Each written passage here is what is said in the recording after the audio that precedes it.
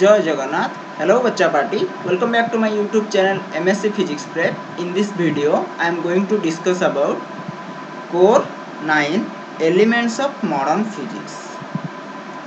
First हम discuss करेंगे inadequacy of classical mechanics. मतलब क्लासिकल मैकेनिक्स में ऐसे कुछ प्रॉब्लम हो गया जो कि ये थ्योरी को रिजेक्ट करना पड़ गया एंड उसके बदले में हमको क्वांटम मैकेनिक्स को यूज करना ज़रूरत पड़ गया। ठीक है, तो हम अच्छे से समझेंगे एंड पूरा एक एक पॉइंट्स को भी समझेंगे। चलिए देखते हैं। उससे पहले मैं एक बात बताना आपको चाहता हूँ। तो classical mechanics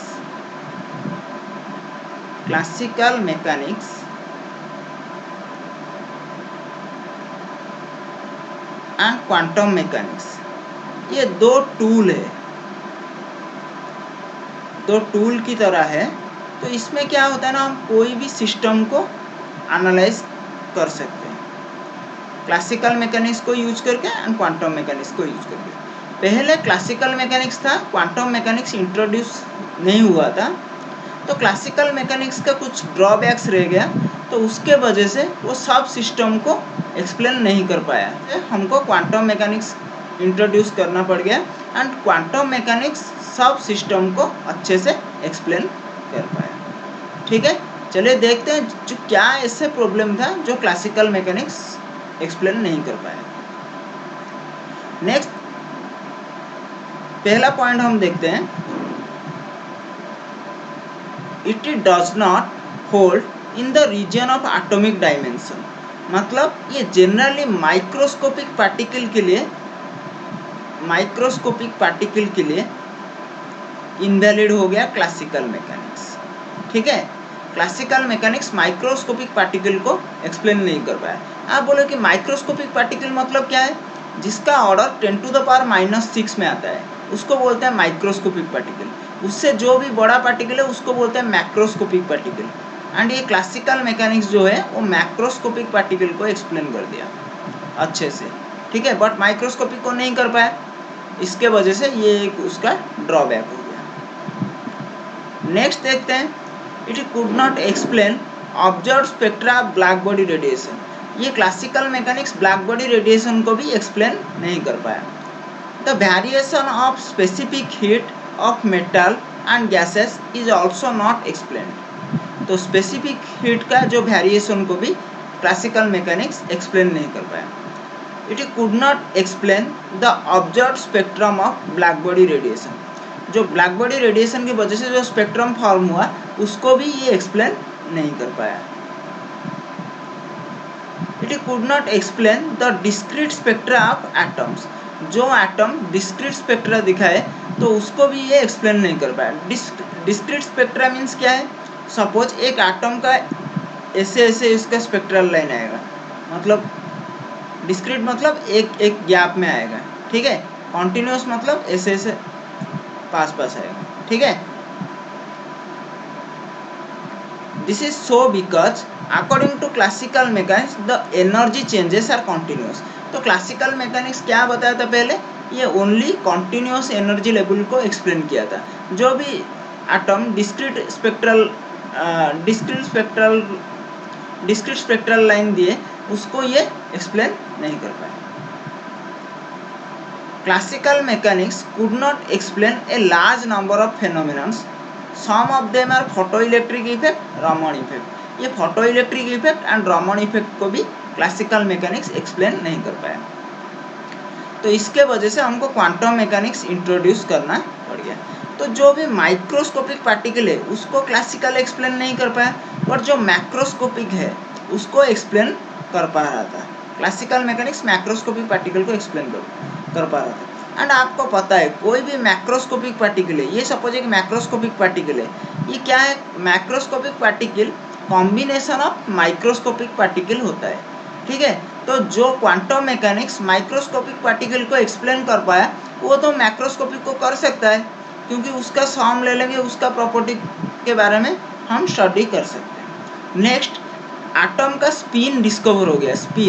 spin angular momentum. जो क्लासिकल मैकेनिक्स था वो स्पिन के बारे में कुछ बोला नहीं था एंड उसको भी एक्सप्लेन नहीं कर पाया। एंड आपको पता होना चाहिए spin is an inherent property of A atom.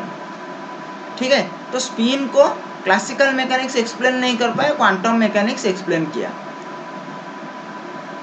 इस वजह से क्लासिकल मैकेनिक्स का को रिजेक्ट करना पड़ गया एंड उसके बाद क्वांटम मैकेनिक्स आ गया। ठीक है, देखते हैं the interference, diffraction and polarisation phenomena could only be explained by assuming that light had a wave nature। जो भी क्वांटम मैकेनिक्स था वो क्या बताया था, डी ब्रोगली एक साइंटिस्ट था, वो बताया था कि कोई भी बॉडी हो, ठीक है, उसका particle as well as wave character है। जो ऑप्टिकल फेनोमेना है, डिफ्रैक्शन एंड पोलराइजेशन, इसको एक्सप्लेन करने के लिए वेव नेचर ऑफ लाइट का जरूरत पड़ गया। Compton scattering, black body radiation, photo electric effect, ये सब को पार्टिकल नेचर से ही एक्सप्लेन किया जा सकता है। ठीक है, तो ये हो गया आपका ड्रॉबैक्स था क्लासिकल मैकेनिक्स का। नेक्स्ट देखते हैं black body radiation. Actually black body radiation क्या है? To stay in thermal equilibrium a black body must emit radiation at the same rate absorbs and so it must also be a good emitter, good radiation emitting electromagnetic waves as many frequencies as it can absorb, that is all frequency. The radiation emitted by black body is known as black body radiation। तो actually क्या है black body, मैं अच्छे से आपको explain करता हूँ, अच्छे से सुनिए। तो जो ब्लैक बॉडी है ये क्या करेगा, हर तरह का फ्रीक्वेंसी का लाइट को ये ऑब्जर्व कर सकता है। ठीक है, जो भी लाइट इसमें पड़ेगा ये ऑब्जर्व कर सकता है। तो इसमें जो ए लैम्बडा है ये क्या होता है, 1, ऑब्जर्वेटिव कोफिशिएंट 1 होता है। नो रिफ्लेक्शन, रिफ्लेक्शन बिल्कुल नहीं होता है। नो ट्रांसमिशन, नो ट्रांसमिशन,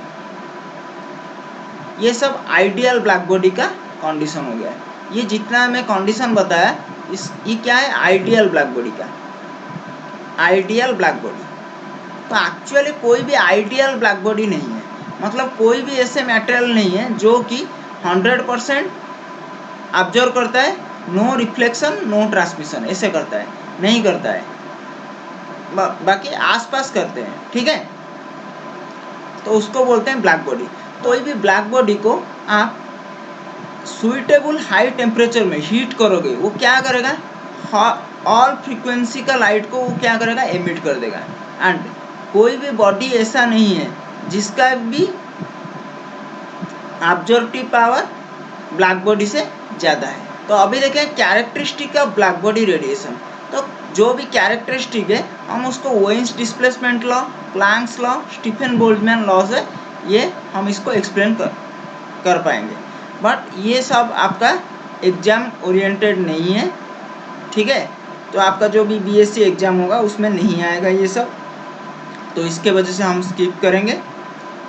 आप पूछे कि ये ब्लैक बॉडी एक्चुअली क्या है, प्रैक्टिकली कोई ब्लैक बॉडी है क्या, है, प्रैक्टिकली भी ब्लैक बॉडी है। तो क्या क्या प्रैक्टिकली ब्लैक बॉडी है, लैम्प ब्लैक, जो भी लैम्प ब्लैक होता है उसमें क्या होता है, 1% रिफ्लेक्शन करता है, 100% तो ऑब्जर्व नहीं कर पाएगा, 1% रिफ्लेक्शन करेगा। ठीक है, मैं अभी थोड़ी देर पहले आपको बताया था कोई भी ऐसे बॉडी नहीं है जो कि 100% ऑब्जर्व कर सकता है, एंड नो रिफ्लेक्शन ऐसे बॉडी नहीं है। नेक्स्ट एक ब्लैक बॉडी का एग्जाम्पल है ग्राफाइट।